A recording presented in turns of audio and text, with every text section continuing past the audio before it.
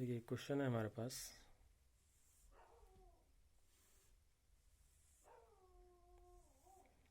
Question ये है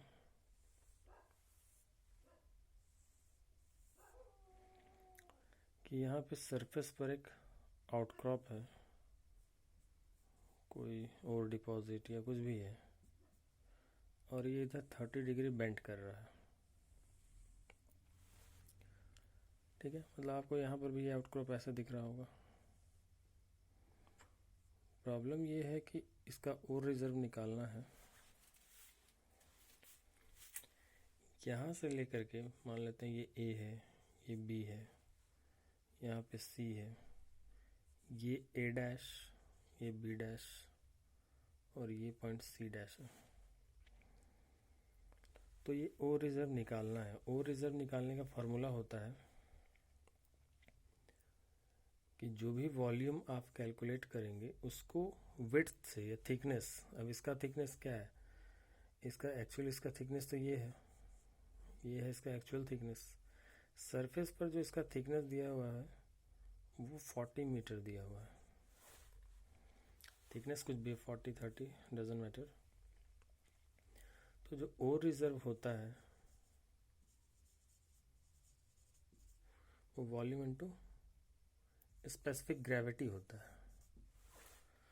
अब सवाल ये उठता है कि वॉल्यूम पता करना है, स्पेसिफिक ग्रेविटी मे बी 6 या 7, जो भी डेटा था 7 दिया हुआ है।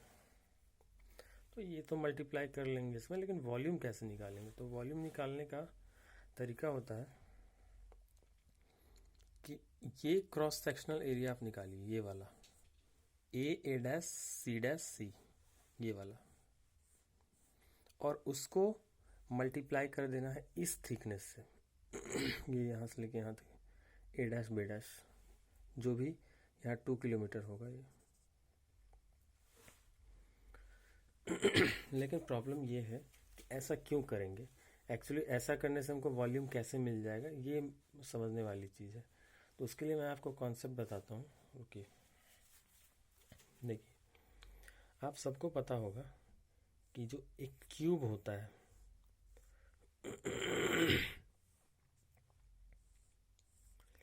ये क्यूब है, तो क्यूब का वॉल्यूम क्या होता है? क्यूब का वॉल्यूम होता है ए क्यूब।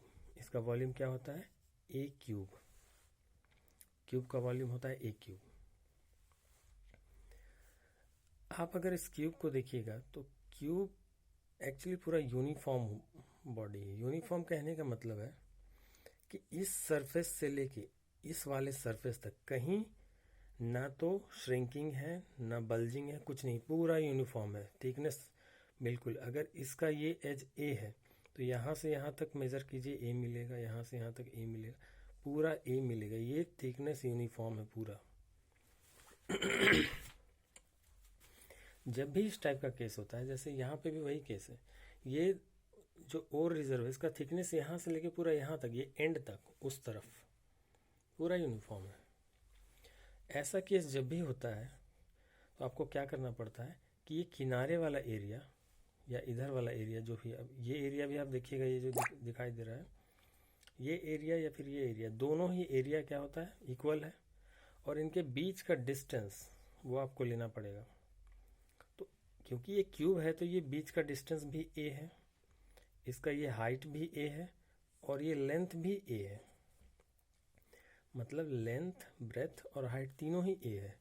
तो अगर मैं पूछूं, आपने सब क्यूब देखा होगा, क्यूब का ये जो सरफेस होता है ये स्क्वायर के शेप में होता है, तो स्क्वायर का एरिया क्या हो जाता है? स्क्वायर का एरिया होता है ए स्क्वायर।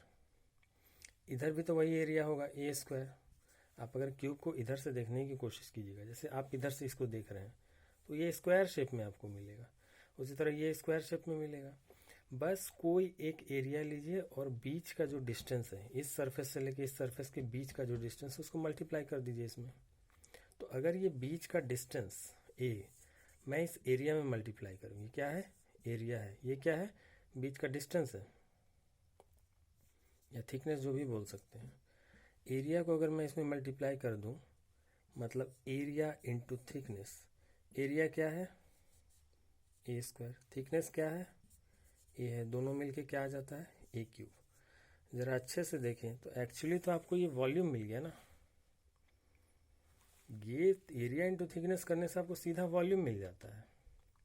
एक और एग्जांपल लेते हैं, देखिए इस बार मैंने क्यूबॉइड लिया है। आप सबको पता है कि ये जो क्यूबॉइड होता है इसका वॉल्यूम क्या होता है, LBH होता है, length into breadth into height.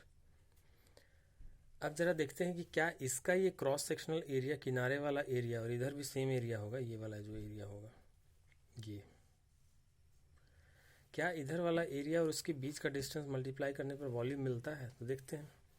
अगर आप इस एरिया को देखें, इसका जो ये क्रॉस सेक्शनल एरिया इधर से जो आपको दिखेगा, ये हाइट है और ये ब्रेथ है। तो एक्चुअली जब आप इधर से देख रहे होंगे तो ये तो आपको ऐसा रेक्टेंगल शेप में दिखेगा ना, ये ब्रेथ है नीचे वाला और ये हाइट है।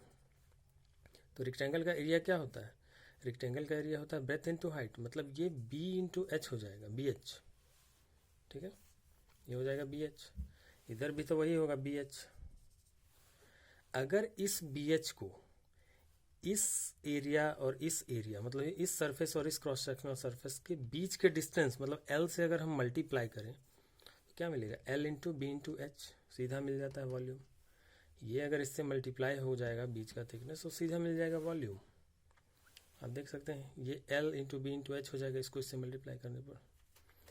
इसीलिए इसमें भी वही किया गया है, शेप कुछ भी हो अगर वो यूनिफॉर्म है। आप सोचिए आपके पास एक ऐसा शेप है और यहाँ से लेके यहाँ तक ये इस शेप में, ठीक है, ये पीछे वाला शेप तो हमको दिखेगा नहीं, ठीक है, ऐसे करके ये कुछ शेप बना हुआ है। इससे लेके यहाँ तक पूरा यूनिफॉर्म है, जरा सा भी टिल्टिंग नहीं है, कुछ नहीं है, पूरा यूनिफॉर्म अगर शेप है,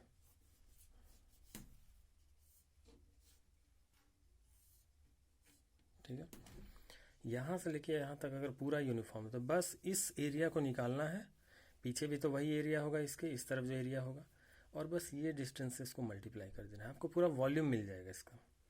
जैसे यहाँ हमको वॉल्यूम मिल गया, वही काम हमने यहाँ पे किया है कि हमको बस ये वाला एरिया निकालना है किसी तरीके से, आप जैसे भी निकालें, और इस एरिया और इसके पीछे भी सेम एरिया होगा उस तरफ से जब आप देखेंगे यहाँ इस तरफ, और इस बीच के डिस्टेंस से मल्टीप्लाई कर देंगे, वॉल्यूम मिल जाएगा। जो भी वॉल्यूम आएगा उसको आप स्पेसिफिक ग्रेविटी से मल्टीप्लाई करेंगे, आपको टनेज मिल जाएगा। टनेज मतलब ओर रिजर्व कितना है, ठीक है। तो ये तो इस केस में हुआ क्योंकि यहाँ हमने एरिया बिल्कुल जो टिल्ट एरिया था उस क्रॉस सेक्शनल एरिया उसको डायरेक्ट ले लिया। अच्छा, ये एरिया निकलेगा कैसे, इसको अगर आप ध्यान से देखें, इसको मैं थोड़ा इधर बढ़ाता हूँ,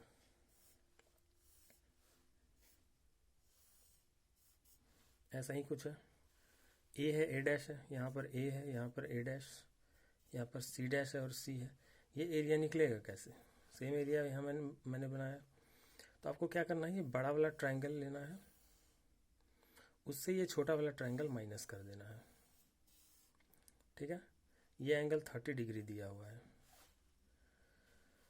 तो एक्चुअली यहाँ से लेके यहाँ तक शायद कुछ लेंथ दिया होगा, वो tan थीटा sin थीटा का यूज़ करके ये लेंथ भी निकाल लिया जाएगा और फिर ये लेंथ भी निकाल लिया जाएगा, और फिर half into base into height करके ये दोनों एरिया निकाल लेंगे, ठीक है। और दोनों एरिया जब निकल जाएगा तो बड़े वाले ट्रायंगल में से छोटे वाले ट्रायंगल का एरिया घटा देंगे, तो ये क्रॉस सेक्शनल एरिया मिल जाएगा। जैसे ही क्रॉस सेक्शनल एरिया मिल जाए ये थिकनेस मल्टीप्लाई कर देंगे, मिल जाएगा, ठीक है। तो ये है टनेज निकालने का प्रोसेस। अच्छा, मैं आपको ये लेंथ निकालने का भी फॉर्मूला बता देता हूँ, ये कैसे निकलेगा। एक्चुअली क्वेश्चन में क्या किया गया है कि यहाँ से लेकर के ये जो लेंथ है ये है 800 मीटर का, और ये जो थिकनेस है, ये जो भी वेन है या डिपॉजिट है, इसका जो थिकनेस है ये है 40 मीटर ही है, ठीक है, 40 मीटर है। तो आप खुद ही सोचिए, अगर ये 800 है तो ये भी तो 800 होगा, और अगर ये 40 है तो ये पूरा यहाँ से लेके यहाँ तक कितना हो जाएगा, 840। तो हमारे पास अब जो सिचुएशन बनता है वो ऐसा कुछ है। पहले हम ये 840 बाहर वाला लेते हैं, ये मीटर में होगा, और ये एंगल है 30 डिग्री। अगर क्लास 10th की ट्रिगोनोमेट्री आपको याद है तो आपको ये भी याद होगा कि एंगल जो भी हम लेते हैं उसके सामने जो होता है वो होता है परपेंडिकुलर, और जो उससे सटा हुआ होता है वो होता है बेस, और 90 डिग्री के सामने वाला हमेशा होता है हाइपोटेन्यूस। तो इस ट्रायंगल में अगर आप, क्योंकि आपको परपेंडिकुलर चाहिए और आपके पास बेस है, तो परपेंडिकुलर और बेस का रिलेशन मिलता है 10-30 डिग्री से। 10-30 डिग्री इज इक्वल टू होता है परपेंडिकुलर बाय बेस। आपको चाहिए परपेंडिकुलर, तो परपेंडिकुलर को यहीं रहने दीजिए, बेस को क्रॉस मल्टीप्लाई कर दीजिए, तो ये हो जाएगा B 10-30 degree is equal to perpendicular. B का वैल्यू, मतलब ये बी का वैल्यू अभी 840 है, तो आप कर दीजिएगा 840 इंटू 1030। 1030 का वैल्यू होता है 1/√3। तो इससे फिर ये जब 1.73 सब कैलकुलेटर से जब आप डिवाइड कीजिएगा तो आपको पी का वैल्यू मिल जाएगा, मतलब ये वैल्यू आपको मिल जाएगा जो भी आएगा। इसी तरीके से आप छोटे वाले ट्रायंगल में, जब आप छोटा वाला ट्रायंगल लेंगे तो उसमें आपको यहाँ से लेके यहाँ तक का डिस्टेंस कितना, 800 है। एंगल तो सेम रहेगा, ये एंगल जितना है वो एंगल सेम है दोनों, तो इस बार 800 लेना है। बस यहाँ पे डेटा चेंज हो जाएगा, 800 हो जाएगा, फिर वो भी आप कैलकुलेट कर लीजिएगा। ठीक है, यहाँ पर 800 हो जाएगा।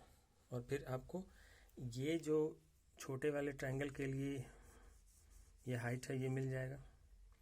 एक बार दोनों हाइट मिल गया, यहाँ से लेके यहाँ तक और फिर यहाँ से लेके यहाँ तक, दोनों अगर मिल गया तो half into base into height, इस ट्रायंगल के लिए जब आप निकाल रहे होंगे तो इसका बेस और इसका हाइट लेंगे। बड़े वाले ट्रायंगल के लिए निकाल रहे होंगे तो यहाँ से लेके यहाँ तक बेस और यहाँ से लेके यहाँ तक हाइट, हाफ इंटू करके एरिया दोनों का आ जाएगा। एरिया माइनस करके आप ये क्रॉस सेक्शनल एरिया निकाल लेंगे। ठीक है, so this was all about the O result calculation.